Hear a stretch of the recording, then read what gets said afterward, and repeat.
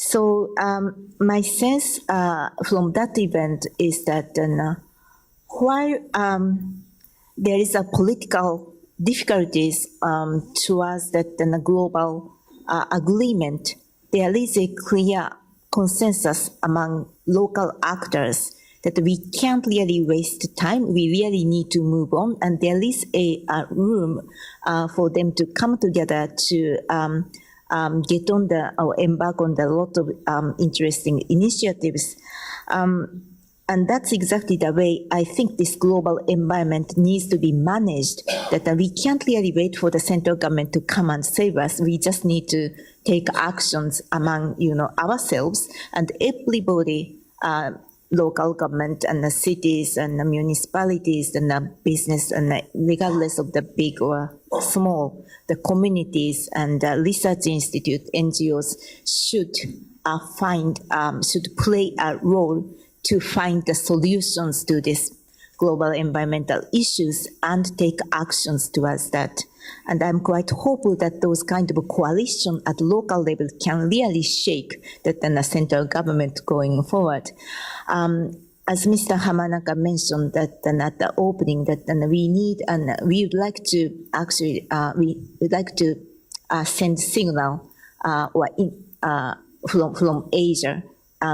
Bindo also mentioned that we need to find a Asian model which can really lead the world in this perspective. And I'm quite hopeful that Asia can also produce a lot of local coalition, because in Asia we have everything. We have a very lively private sector. We have cities that urbanization is actually taking place at an amazing rate, and we have at the capital, and we have a diligent government, so that if we can combine those resources together, I'm quite confident that Asia can really lead the world in terms of coming up a kind of sustainable growth model and the coalition of local actors. The second point I want to make is how that an institution like JEF or ADB or Green Climate Fund can support those green growth model. Well, Dr. Pachauri gave me a very tall order that, as Bindo did, that then JEF, as a institution to provide resources to promote the green growth. The fact is that the financial resource that JEF has is actually quite modest, and the annual business budget is about 500 million to 800 million US dollars, but then it will be actually leveraged about 1 to 5. So, but still, it's something about 3 billion to 4 billion. It's so far away from, say, 100 billion annually needed only for the climate change. So, what to do? How we can overcome these difficulties? Well, the key is that, in my mind, Bindo already mentioned this sustainability or replicability, and how to make the good model to be demonstrated. And we need to we need to promote a very good model, innovative ideas, a new technology, the new way of doing business, which are quite, I witness a lot at Rio Plus 20. So it's not really a lack of ideas. It's more like how to combine, how to energize, how to synthesize those good ideas towards one direction. And I hope that an institution like JEF or ADB can be a very important part of that exercise. Dr. Pachauri actually demonstrated the importance of science, the science-based policy, and the role of the institution, research institution.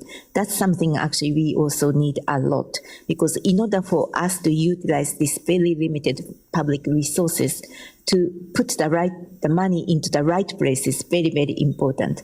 So in terms of sustainability, replicability, and achieving the scale that we need this coalition of not only the business and cities and the CSOs, but also the research institute, like in the policy makers.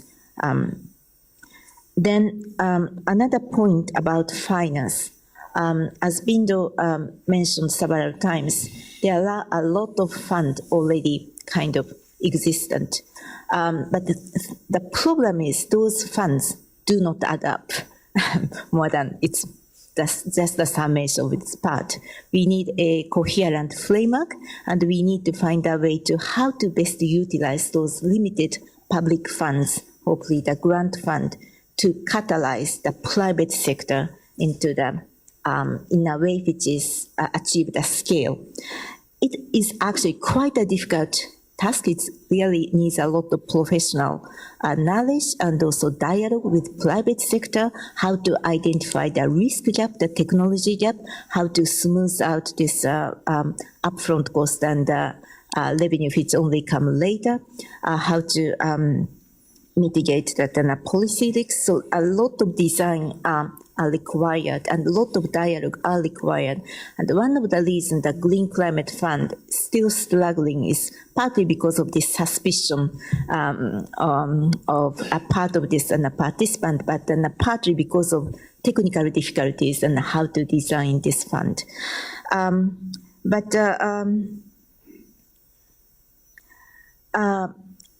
Coming after Rio Plus 20, I think that we are quite energized and inspired and a lot of determination, full of determination, and try to make it work. I am really hopeful that Asia can be a significant part of this new exercise and come up with a model which other part of the world demonstrate, and so that we as a globe that can achieve this green growth sometime very soon. Thank you very much.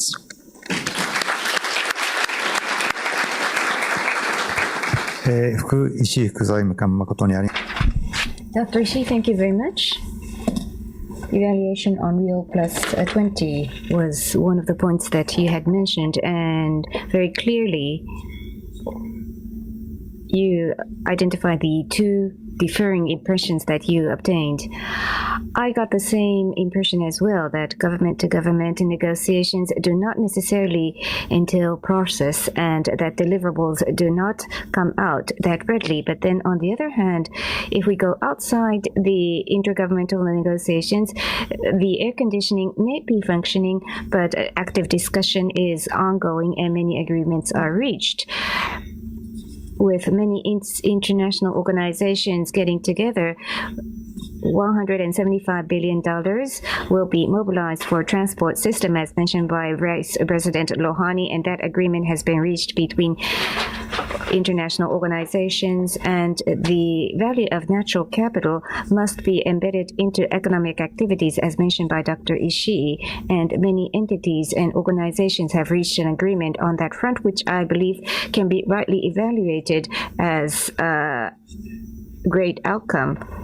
And the role of international financing organizations represented by ADB or GEF is important.